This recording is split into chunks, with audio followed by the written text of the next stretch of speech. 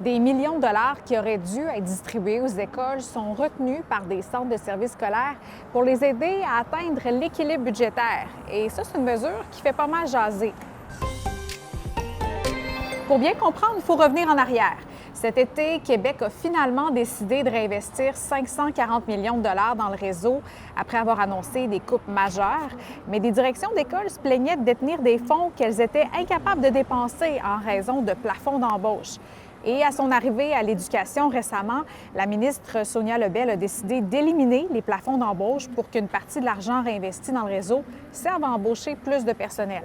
Mais là, on apprend que Québec autorise exceptionnellement les centres de services scolaires à garder jusqu'à 20 des enveloppes pour les aider à atteindre l'équilibre budgétaire. Et il y en a plusieurs qui le font parce qu'ils n'ont pas légalement le droit de déposer un budget déficitaire. À Québec, par exemple, le Centre de services scolaires de la capitale a retenu 20 des sommes concernant une quinzaine de mesures, dont certaines pour la réussite des élèves en milieu défavorisé. Ça représente 3,4 millions de dollars en sommes non distribuées. Et on apprend aussi que l'élimination des plafonds d'embauche pourrait permettre au Centre de services scolaires d'ajouter 1400 employés dans le réseau. Mais ce ne sera peut-être pas chose facile parce que l'année scolaire est déjà bien entamée et il y a plusieurs personnes qui ont déjà trouvé du travail ailleurs. Je vous parle aussi de rugby parce que l'équipe du Rouge et Or est à surveiller cette semaine. Elle vient de débarquer au championnat canadien à Vancouver avec une seule chose en tête, le titre national.